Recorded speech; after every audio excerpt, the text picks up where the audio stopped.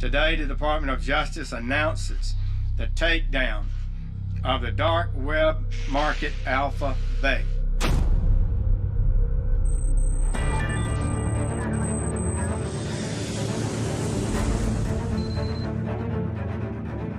ตัวอาชญากรคนนี้เป็นผู้ต้องหาที่มีความชำนาญด้านเทคโนโลยีอันดับหนึ่งถือว่าเป็นเบอร์หนึ่งของด้านไซเบอร์ครามเลยครับมีบ้าน2 หลังติดกันเป็นทาวน์เฮาส์ตรงคำ2 หลังและกำลังซื้ออีกหลังหนึ่งรถทุกอย่างเขาจะใช้แบบ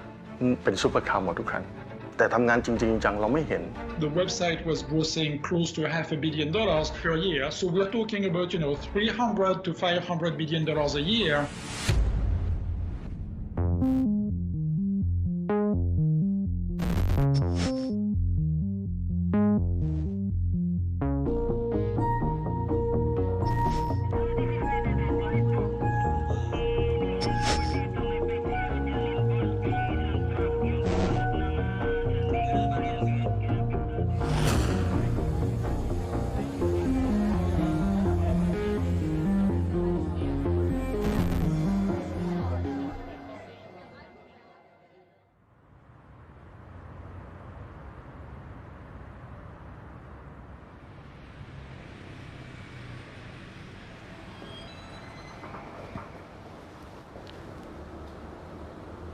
My name's Paul Craig. I'm the Chief Hacking Officer at Vantage Point Security. So imagine that you have a lot of something that is illegal and you want to sell it. You can't go onto Carousel and place a listing for your product that you want to sell. So the dark web's really filled that need. It's become a marketplace for where people can sell things that are illegal.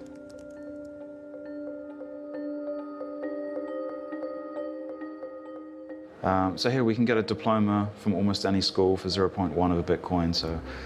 $1,000, $1,100. Here we go, we can buy a UK passport with the name of your choice for 1,000 British pounds. Driver's license, ID cards, big sale. So do you want a driver's license from Norway or Denmark? A Lithuanian ID card. So what we're looking for, 1 gram of Colombian cocaine, 75% pure, uncut, $40 US. Right here on the front page. But we see that they've got actually some quite dangerous things available for sale here, because we've got weapons available. AK-47s, $500. This marketplace actually looks quite well designed. It's quite new looking. It actually looks quite legitimate, but this is all illegal.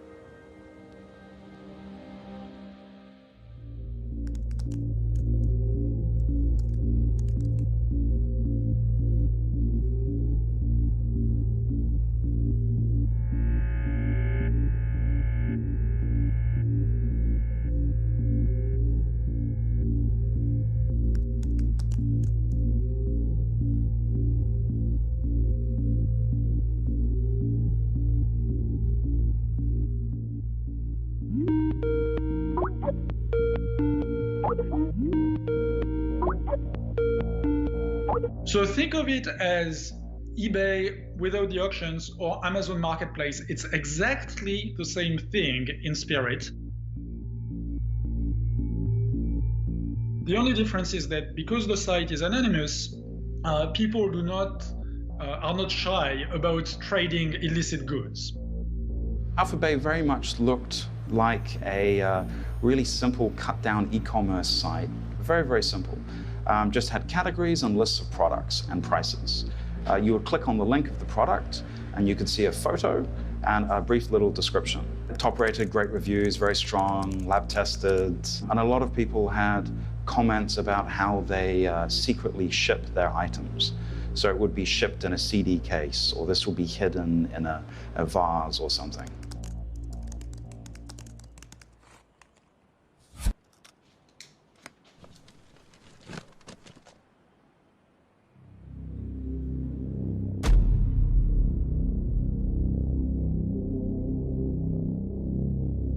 The majority of listings on Alpha Bay were narcotic or drug related.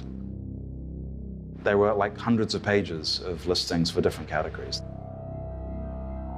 you would see a lot of pictures of narcotics, guns, and things that are generally illegal.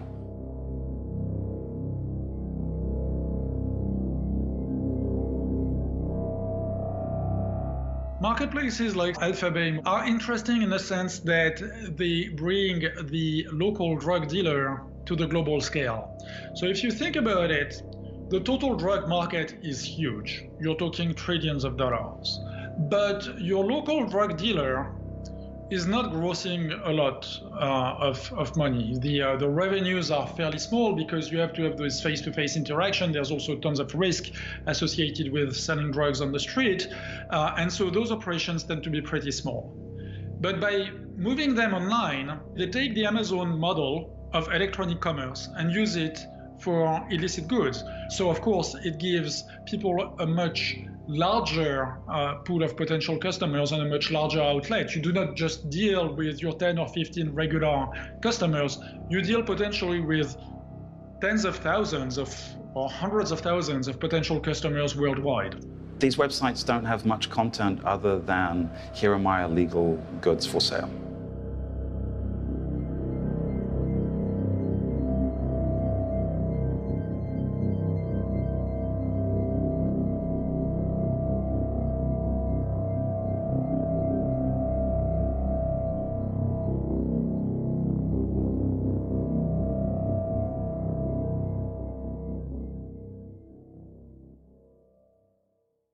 Technology will not only allow legitimate business to thrive, but will also allow criminals to use that technology in order to just have a better return on investment.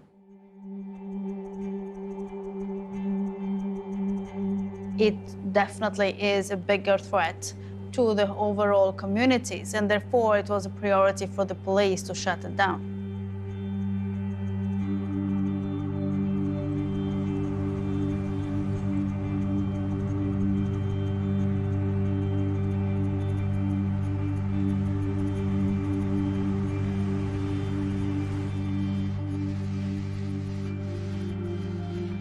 Good morning. Today, some of the most prolific drug suppliers use what's called the dark web, which is a collection of hidden websites that you can only access if you mask your identity and your location.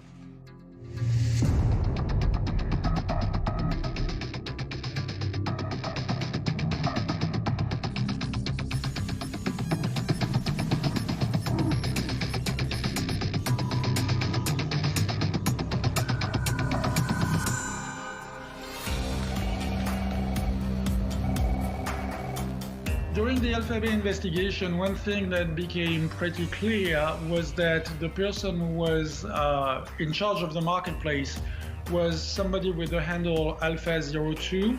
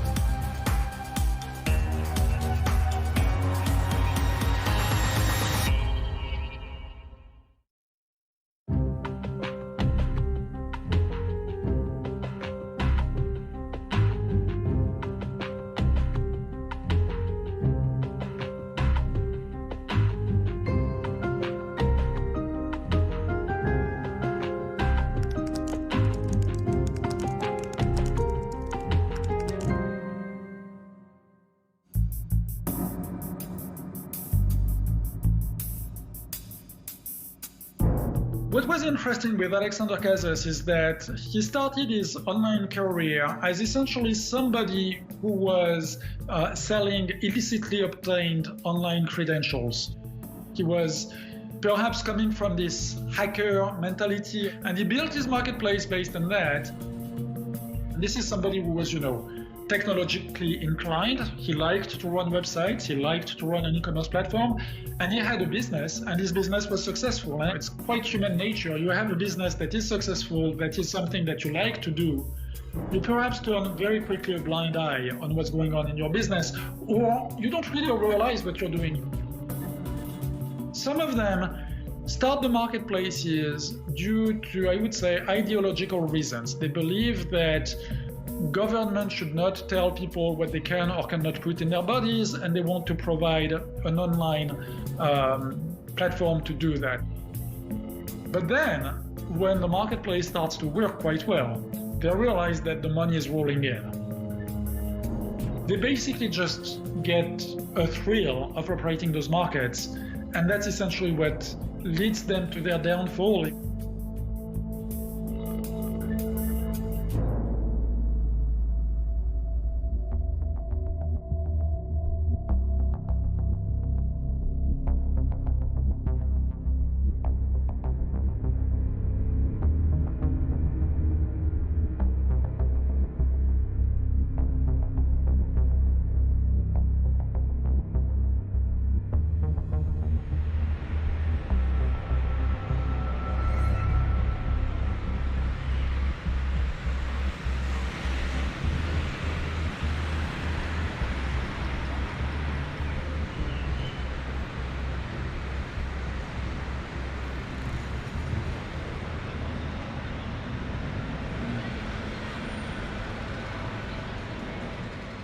ตอนเริ่มเลยสำหรับเมื่อได้ยินคำว่า Alphabet เนี่ยเราคิดว่าเป็นการปิดเว็บไซต์ผมนี่ไม่ได้คิดว่าไม่ได้เป็นการยากอะไรเลย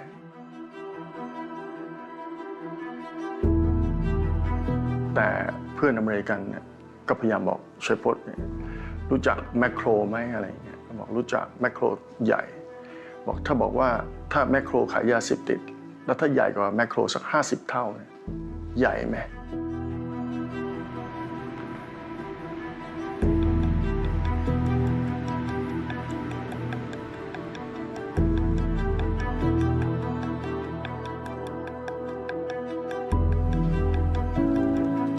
เจ้าหน้าที่ตำรวจที่สืบสวนเนี่ยถึงกับไม่เชื่อสายตาตัวเองหรือว่าข้อมูลต่างๆที่เราแคปเจอร์ได้เนี่ยไม่น่าจะเป็นเรื่องจริงเลยว่ามันเกิดเรื่องเหล่านี้เกิดขึ้นอยู่ในโลกของเราอย่างเงี้ยครับ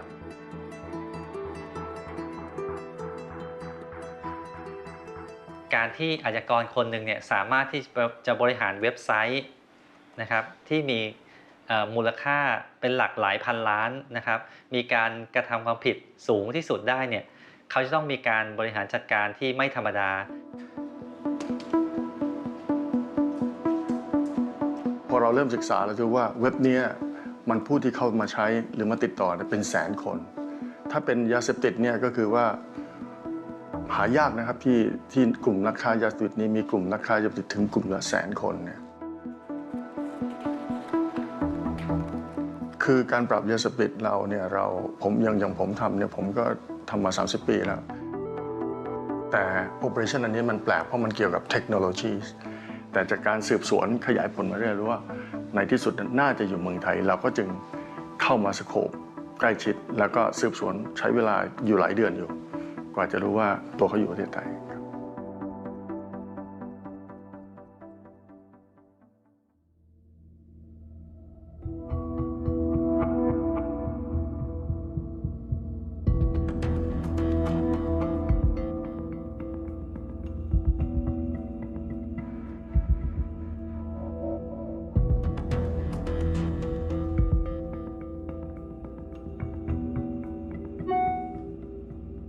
He used an old Hotmail account, so of course it will lead to his history and to his additional digital footprint. He also used some other pseudonyms across different platforms, the same on the dark web as on the normal web and the visible web. When you're running such a marketplace, there's also a risk that some of your previous actions will come back to haunt you at some point. So the point is that even before he even dreamed about running Alphabet, we are talking about something that took place almost a decade prior to his arrest. Some of those elements were used to actually be able to link different online personas with each other. And that's very important to remember. Whatever is on the internet, it's on the internet forever. So if you use an identity somewhere, someday, it is there and might burst anytime with your information. Nothing that you have put there is completely deleted. ที่เรารู้ขณะนี้ก็คือเขาน่าจะชื่ออเล็กซานเดอร์แคสแล้วก็เป็นคนแคนาดาหมายเลขพาสปอร์ตตัวนี้พอเราพบเราก็เจาะลึกไปเรื่อยๆครับเราก็เจอว่าเขามีภรรยาเป็นคนไทย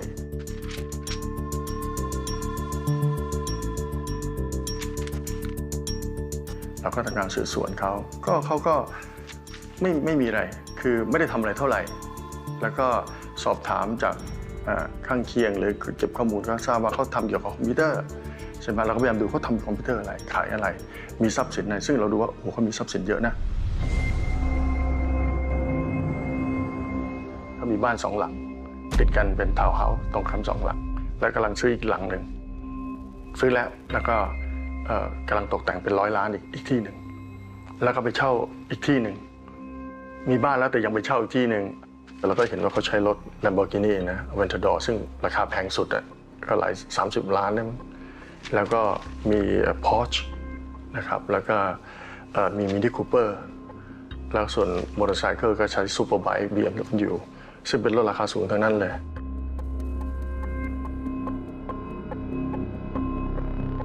บางมื้อเนี่ยตัวนายอเล็กซานเดอร์แคสเนี่ยสามารถที่จะใช้เงินประมาณ1 ล้านหรือ1.5 ล้านบาทในการกินข้าว1 มื้อได้เขาสามารถที่จะใช้เงินซื้อได้ทุกอย่างและเขาก็ใช้ชีวิตที่หรูหราจริงๆ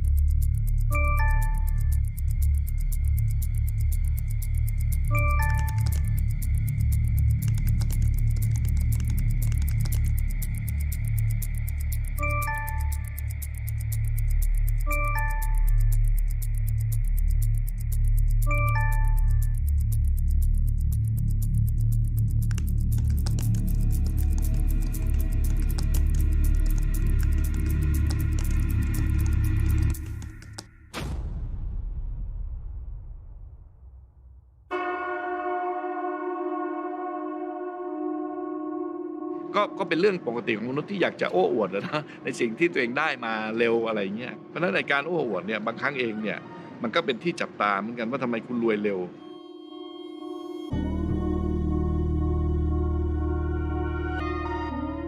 มีบ้านหลายหลังมีรถดีหลายคันไปโน่นเข้าโน่นออกนี่แต่ทำงานจริงๆจังเราไม่เห็นมันจะเป็นไปได้ยังไง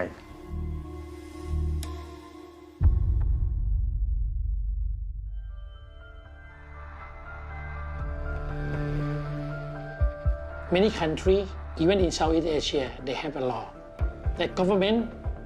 can collect the data from the internet for protecting their national security.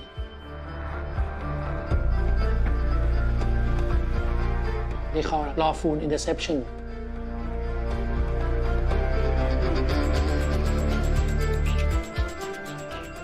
Many countries in Europe, they can do. Many well-developed countries, Singapore, 100%. But in Thailand, we don't have such law.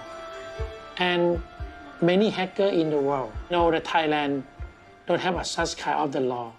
to sniff or collect information from the internet. And they can think this is the heaven for them.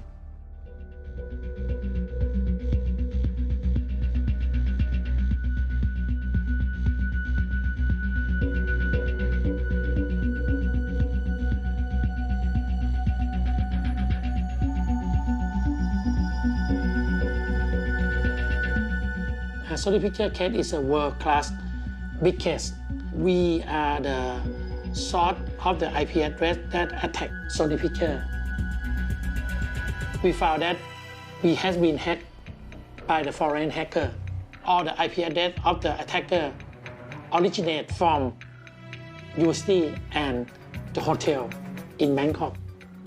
They compromise the server and they use that computer server to hack into the Sony Picture. We have many cases, not only Sony Picture. We have cases that we hack into the other government in Asia, in Europe, in United States. They come to our country and they compromise, hack the server, and we call this the attack attribution.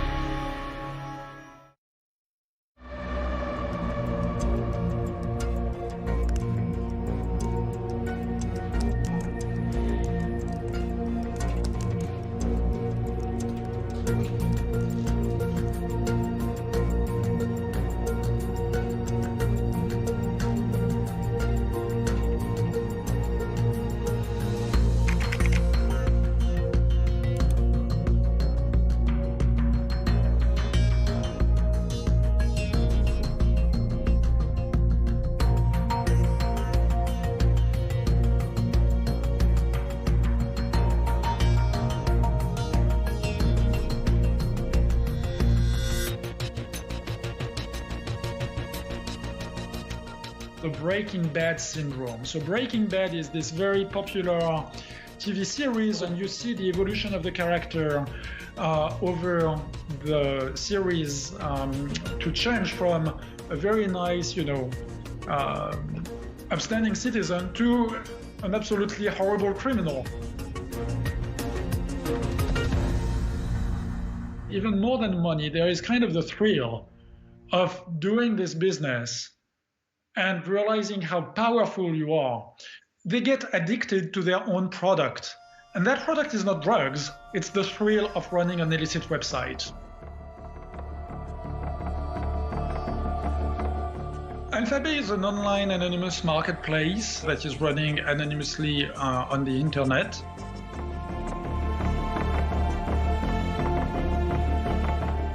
Anonymous browsing works at a high level using the following principle. Instead of me talking directly to the website that I want to visit, I'm going to talk to an intermediary who is going to talk to an intermediary who is going to talk to an intermediary, and so forth. It allows people to sell illegal products or illegal services without any fear of being caught, without any fear of being identified. You could be in any country in the world, and it would be quite challenging to prove that you were the one selling something on the dark web.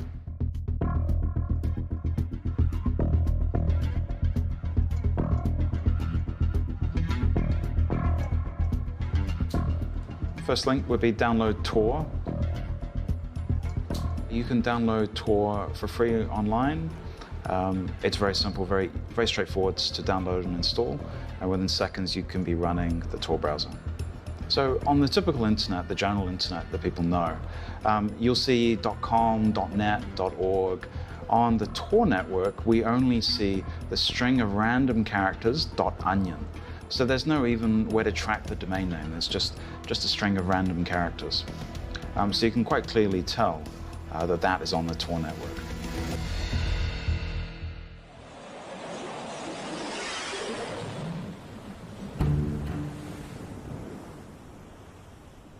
Originally, Tor was a byproduct of the Office for Naval Research to provide a mechanism for intelligence agents and spies to communicate back to the US government anonymously. Over time, the use cases have expanded. So journalists would be a great example. Journalists researching a topic inside a country that might be considered politically sensitive, who need to be able to do things that might be censored by their government.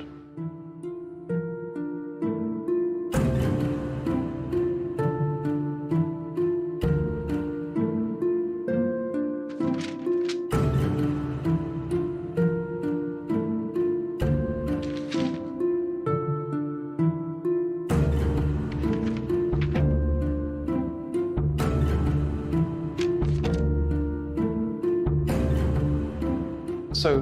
the Tor network by itself is really not that harmful. You can share information, it may be unregulated and uncontrolled, but there's no way of buying products or services through Tor itself directly. But when you add in cryptocurrency, which has the same level of anonymity and privacy, all of a sudden these two things together really do create the perfect storm. So you can list products and receive money for products, all anonymous.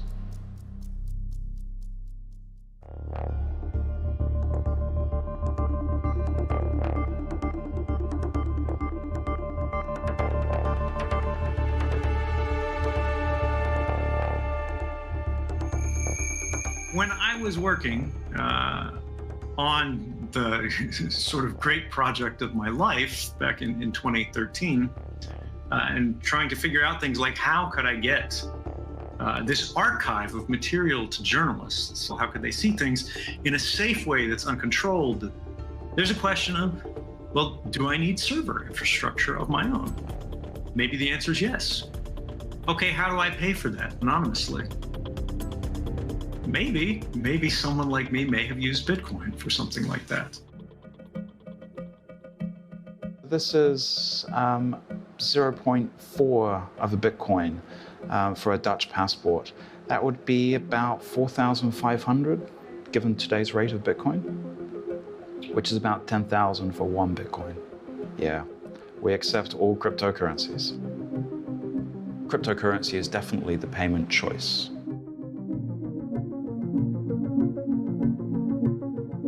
So that is my Bitcoin wallet. And this gives me the QR code. If someone else wants to send me Bitcoin, they just scan this QR code, and then it goes to my Bitcoin address, and then the Bitcoin will come into my account. Bitcoin can be used for many legitimate things, many legitimate reasons.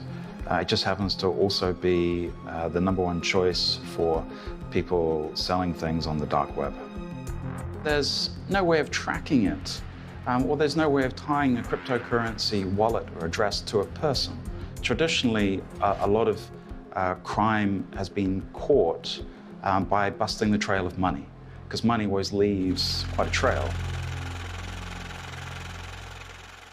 แต่สมมุติว่าเป็นเงินฝากตัวเขารู้แบงค์รู้หลายคนรู้สามารถตรวจสอบได้แต่ที่นี่คือตัวเขาเองเท่านั้น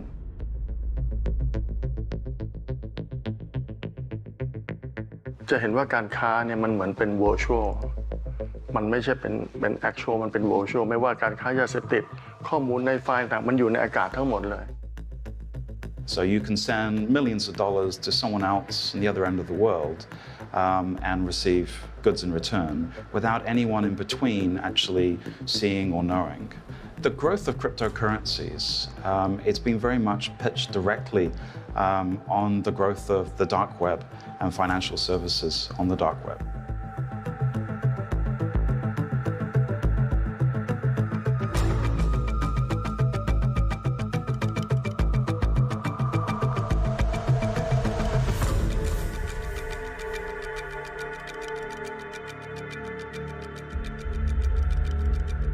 People have been selling drugs and other illicit goods on the web pretty much since the 1990s. So what was different with Silk Road? Well, what was different with Silk Road is that it tried to provide what I would call an end-to-end anonymity platform. It combines network anonymity through the use of Tor, so that an observer cannot tell which machine is connecting to which server to do those transactions.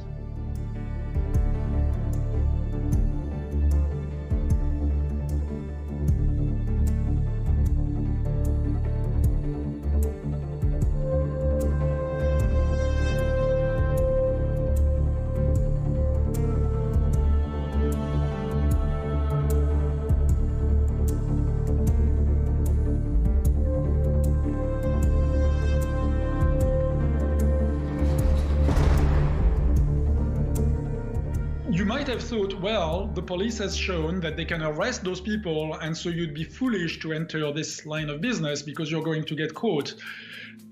This is the exact opposite of what happened. People were convinced that there was demand from customers and that there was a viable business idea in there. ผมคิดว่าอาชญากรรมคอมพิวเตอร์เนี่ยตัวที่อธิบายได้ชัดเจนที่สุดสำหรับไซเบอร์ครามเนี่ยตอนนี้น่าจะเป็นเรื่อง demand supply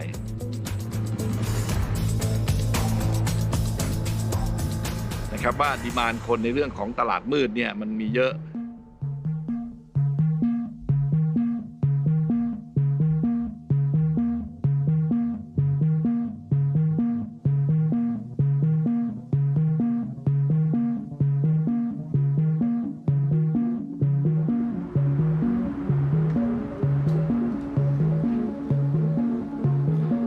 Okay, so for this one, we need to register an account. You can see they use PGP authentication, so quite privacy focused. Let's see if we can find another marketplace. Okay, we need username and password for that one. I think the Alphabet was quite unique, that it was so quick and easy to get on board and to get in. Definitely contributed to its success. Initially, it was not the largest website. It was a very small website. They were primarily selling credit cards and other digital goods. So in 2015, Alphabet really got into the spotlight for selling stolen Uber and TalkTalk information.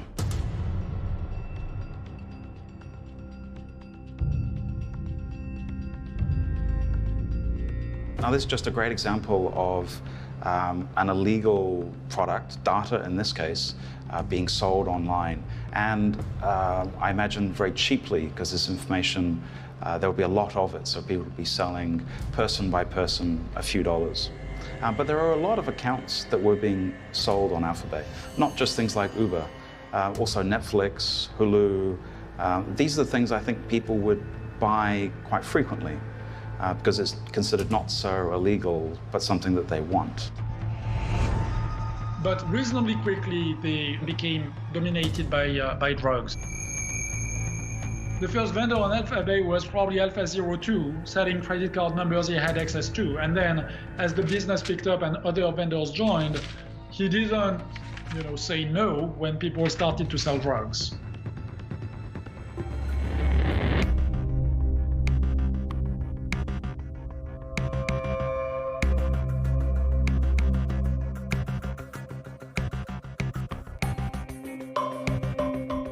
It's very interesting to ask yourself, how many people does it take to run a dark web marketplace?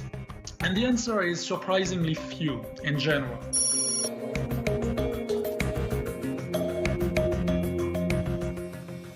A lot of the people who start those marketplaces, they are not drug syndicates, they are not career criminals, they are people with a very strong IT background. This is really white-collar crime, which makes sense for the operator of the platform. After all, operating a website is an IT job. But what is interesting is that you see the same marketing techniques that are being used by legitimate businesses, social networks like Twitter, Reddit, and they have some quote-unquote social media consultants that are essentially promoting their brands on those social networks.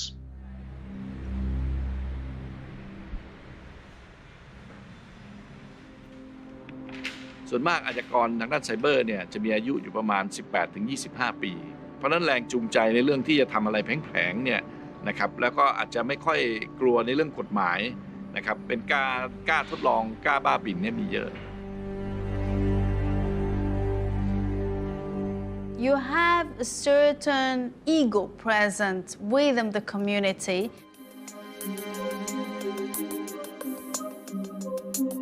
The knowledge that the general public lacks understanding about cybersecurity, that makes some of the cybersecurity hackers thinking that they might have almost like superpowers and they are so good that no one will find them. คือมันมีกลุ่มอาชญากรกลุ่มหนึ่งซึ่งเขาอาจจะมีความรู้สึกว่าเขาท้าทายนะครับอาจจะมีความรู้สึกว่าสนุกมันเป็นเกมอย่างหนึ่งนะครับอันนี้ใน criminal mind เนี่ยนะครับของคนกลุ่มหนึ่งพวกนี้มี It's got to be a little bit exhilarating for those people. It's got to be something that provides a thrill, a high, so to speak, no pun intended.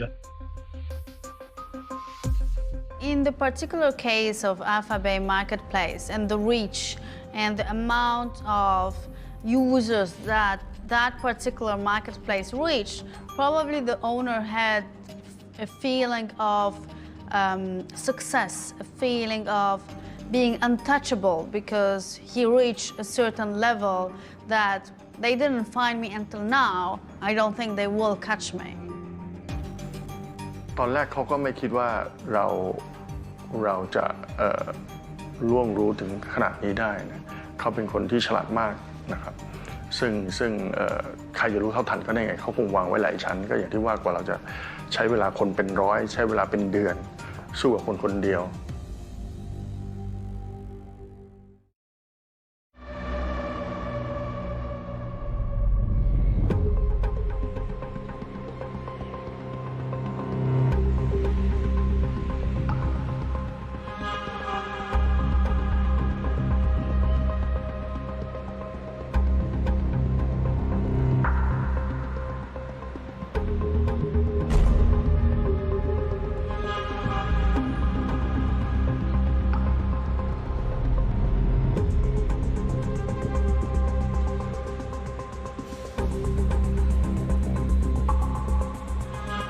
ตัวอาชญากรคนนี้เป็นผู้ต้องหาที่มีความชำนาญด้านเทคโนโลยีอันดับหนึ่งถือว่าเป็นเบอร์หนึ่งของด้านไซเบอร์ครามเลยครับ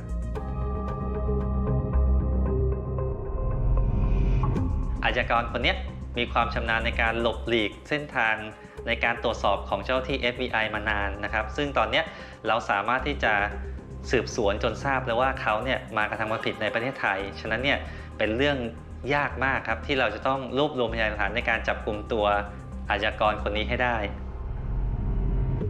ความกังวลของตำรวจไทยตำรวจอเมริกาหรือตำรวจต่างชาติที่มาร่วมกันทำงานวันนั้นถือว่าเครียดมากครับทุกคนเราไม่เคยทำถึงขนาดนี้ครับเรามีแค่ติดตามร่องรอยทางบัญชีติดตามข้อมูลทางอิเล็กทรอนิกส์บ้างนะครับแต่ไม่เคยมีการต้องใช้เทคโนโลยีแล้วก็การมอนิเตอร์กันตลอด24ชั่วโมงนะครับ7 วันต่อสัปดาห์30 วันต่อเดือนขนาดนี้ครับถือว่าเป็นการปฏิบัติการที่ค่อนข้างเข้มข้นมากครับสำหรับตำรวจเราครับทำยังไงที่เราจะทำได้ว่าเราต้องจับกลุ่มเขาไว้ได้ในขณะที่เขาใช้เครื่องในฐานะแอดมินเพราะว่าเขาไม่ได้ใช้ตลอดเวลา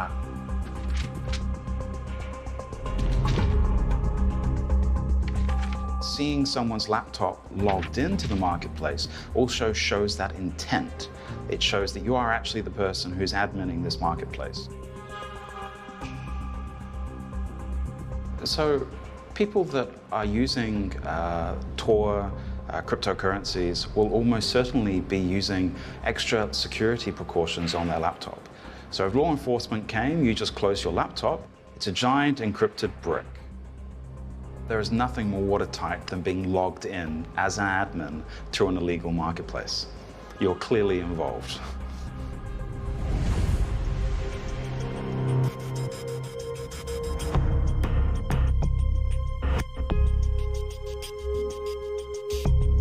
ไม่ใช่เพราะ5 จุลายในปีนั้นเนี่ย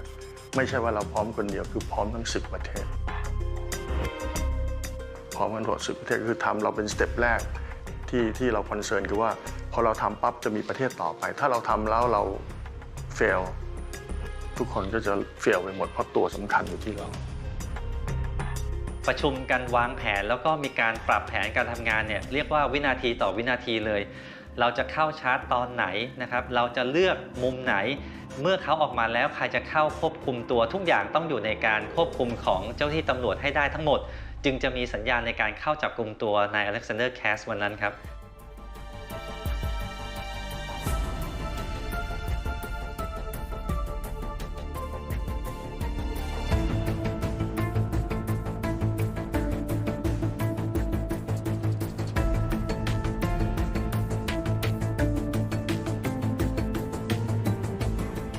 คือคนเราเนี่ยกว่าจะรู้สติเนี่ยมันใช้เวลาประมาณ5 second ในการที่จะตัดสินใจ respond อะไรสิ่งเหล่านี้เพราะฉะนั้นเราจะต้องทำในสิ่งที่เราวางแผนไว้ให้เรียบร้อยภายในเวลาวินาทีจำกัดเพราะถ้าเขารู้ตัวว่าเราจะมาเล่นคอมพิวเตอร์เขาจะปิดเราจะมาเล่นโทรศัพท์เขาก็จะปิดทุกอย่างต้องเสร็จภายใน9 second เราจะต้องเข้าควบคุมตัวแล้วยึดอุปกรณ์อิเล็กทรอนิกส์ให้ได้ทั้งหมดครับเพื่อยืนยันว่าเขาไม่สามารถที่จะสั่งการหรือมีการเชื่อมต่อออนไลน์กับระบบอื่นในการเข้าถึงเว็บไซต์ของ Alphabet ได้อีกครับอันนั้นถือว่างานของผมเนี่ยจะต้องทำให้ทุกคนเนี่ยมั่นใจได้ว่าเราสามารถคอนโทรลเว็บไซต์ Alphabet ได้เป็นที่เรียบร้อยแล้วครับ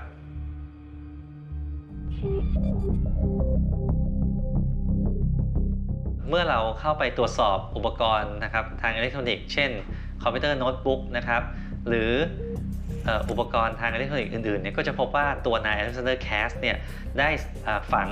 พาสเวิร์ดนะครับซึ่งเป็นรูทคีย์ในการเข้าถึงกระเป๋าเงินนะครับที่เรียกว่า wallet ต่างๆเนี่ยของเขาเองที่ใช้ในเคส Alphabet ซึ่งเป็นการที่จะควบคุมนะครับสั่งการแอดมินในระบบ Alphabet นะครับซึ่งตรงเนี้ยเราก็ต้องแกะจากรูทคีย์พวกนี้ครับซึ่งว่าเป็นส่วนสำคัญมากเลยจากคอมพิวเตอร์โน้ตบุ๊กของเขาเอง Most people use very simple passwords like password or I love you or baseball or things like that. People who run those marketplaces use hard to break passwords. If you think about a passphrase, not a password, but say a phrase that's a paragraph from a book, all of a sudden becomes very, very challenging to try and guess that.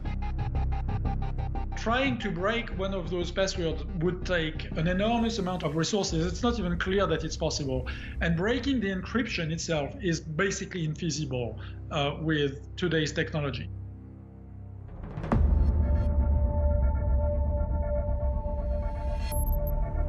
วันที่เราเจอ Alexander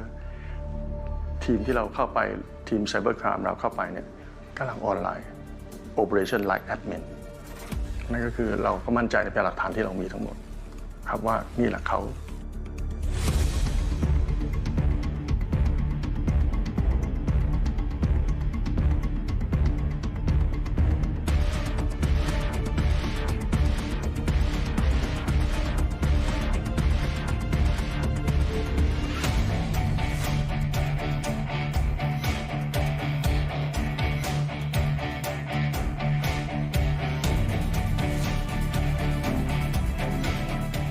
People thought that Alphabet had committed an exit scam. The platform was still there, but you really couldn't take money out of it. The reason why the police did this was to lead people who were on Alphabet to go someplace else, to go to a different market.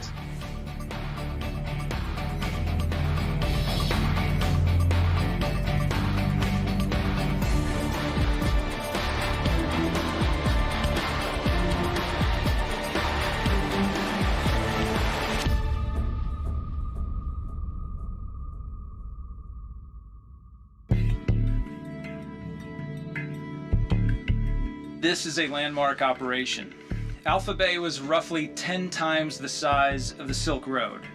So we're talking about multiple servers, different countries, hundreds of millions of dollars in cryptocurrency, and a darknet drug trade that spanned the globe.